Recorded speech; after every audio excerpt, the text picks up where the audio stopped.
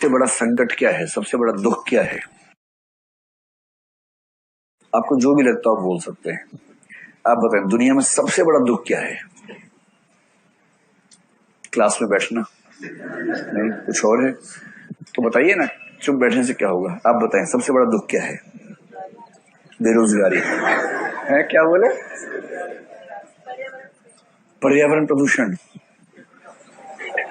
यही है, आईएएस की तैयारी करने वाला बच्चा अलग ही जमीन पे रहता है, उसका अलग ही मामला रहता है एकदम। देखिए, घर वाली है, घर वालों, क्या बोला? घर वालों, ये कह रहे घर वालों से दूर रहना सबसे बड़ा कष्ट है जीवन का। यही कहा ना, घर वालों से दूर रहना। ये कह रही है बेरोजगारी सबसे बड़ा कष्ट है दुनिया का। और बताए, चिंता। देखिए, अब समय आ गया कि आप भी चोगा पहनने, दाढ़ी बढ़ा लें और कार्यक्रम शुरू करें। और लिखा हो झांसाराम बापू। अब आपके सामने ज्ञान से भरी बातें है। चिंता, अरे चिंता तो दुख है ही, उसका कारण पूछ रहे हैं। सबसे बड़ा दुख किस वजह से जीवन में होता है ना? दो उत्तर मेरे पास आए हैं, बेरोजगारी और घर वालों से दूर रहना। ठीक है? किसी को समझना, ये सबसे बड़ा दुख है।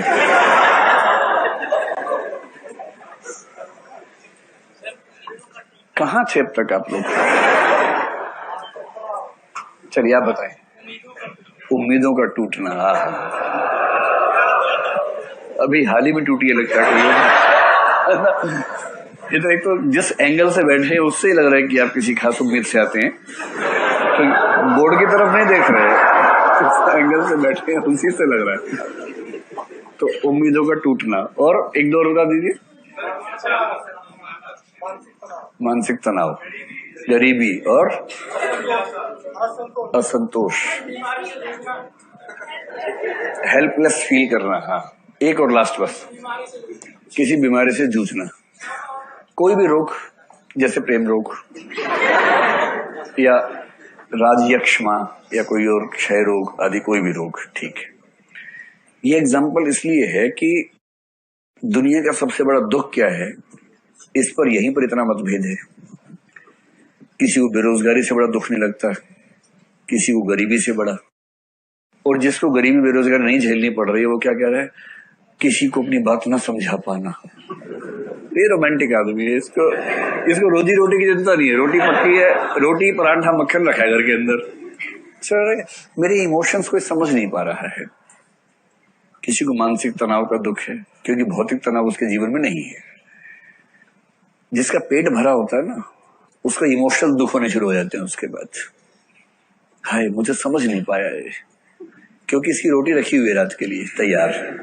रोटी ना हो तो आदमी पहले मेहनत करता है कि रोटी कम से कम कमा लूं रात के लिए, उसके बाद दुख खेलूंगा उसके बाद। तो यथार्थवाद के कई रूप होते हैं। जैसे अभी आपने कहा ना, आप में से कुछ गरीबी बेरोजगारी का संकट है। तुलसीदास छोटे से थे, उनके माँ बाप दोनों मर गए थे, बहुत गरीब थे, मंदिर में रहते थे, जूठा भोजन खा खा के रहते थे। इससे तुलसी ने कहा है बार बार, नहीं दरिद्र सम दुख जग माही, संत मिलन सम सुख जग नाही। दुनिया में सबसे बड़ा सुख है संत मिलन का सुख। संत मिलन का मतलब अपनी नेचर के अच्छे लोगों से मिलने का सुख। और आप भी पाएंगे, जब कोई लाइक माइंडेड व्यक्ति आपको मिलता है ना, कोई दोस्त हो बड़ा अच्छा सा, उससे बात करके जो सुख मिलता है वो सुख किसी चीज में नहीं है। और नहीं दरिद्र सम दुख जग माही, गरीबी जैसा कोई दुख जग में नहीं है, क्योंकि तुलसीदास ने वो झेला हुआ है दुख। और तुलसीदास ने एक जगह आत्महत्या की इच्छा व्यक्त की है। वो शिव से कह रहे हैं कि शिव, मैं तुम्हारी नगरी में ही हूं, मुझे उठा लो, मैं मरना चाहता हूं, मेरे जीवन को समाप्त कर दो। इतना दुख झेला उन्होंने। कबीर ने गरीबी को उतना नहीं झेला जितना वर्ण व्यवस्था को झेला, सांप्रदायिकता को झेला।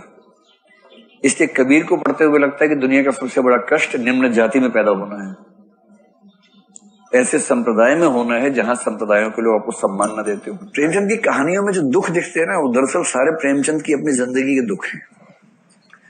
8 साल की उम्र में उनकी मां चली गई। दूध का दाम कहानी पढ़ेंगे तो जो मंगल उसमें मात्रहीन बालक है, उसका वर्णन पढ़ के आपको लग जाएगा कि ये ऐसे ही कोई नहीं कर सकता है। और प्रेमचंद ने एक जगह लिखा भी है कि दुनिया में सबसे बड़ा दुख किसी बच्चे का मां के बिना होना है। अपनी जिंदगी का ही दुख है। जब उनके पिता 50 साल के थे तो पिता ने दूसरी शादी कर ली और दूसरी मां से इनकी बनी नहीं बिल्कुल भी, विमाता। इससे उनकी कहानियों में आप पाएंगे ऐसा दुख कि जहां दूसरा विवाह हुआ तो बच्चे पर क्या गुजर रही है। मन्नू भंडारी की एक कहानी है, एक उपन्यास है आपका बंटी, कभी पढ़िएगा, बहुत शानदार उपन्यास है, छोटा सा है, इसी थीम पर है। फिर प्रेमचंद ने बेरोजगारी खूब देखी। पिता की मृत्यु हुई तो विमाता, अपनी पत्नी, विमाता के बच्चे, उनका सारा बोझ उनके ऊपर आ गया। अलग योजना पढ़ते हुए आपको समझ में आएगा कि प्रेमचंद ऐसी बात क्यों लिख रहे हैं, वो भाव स्पष्ट हो जाएगा।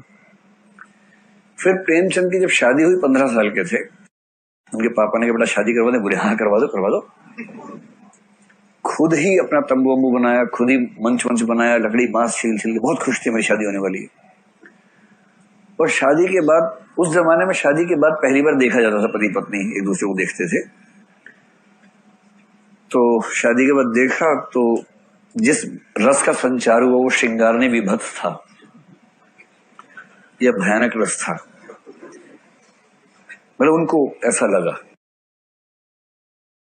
तो विवाह संबंध शून्य हो गया, बात ही नहीं होती थी पत्नी से।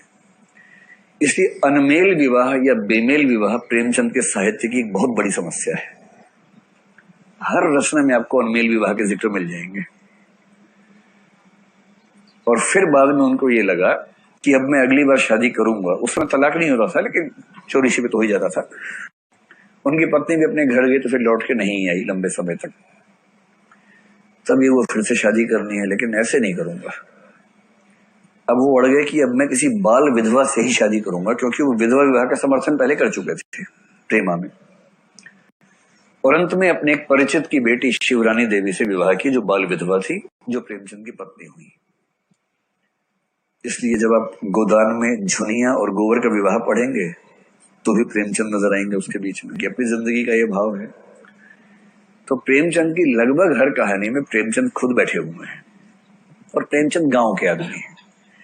इसलिए गांव की समस्याएं, असली जीवन की समस्याएं, आर्थिक समस्याएं उनके पास केंद्र में है, सामने है। प्रसाद बनारस के आदमी हैं, सुपारी की दुकान चलाते हैं। सुपारी मुंबई वाली सुपारी नहीं,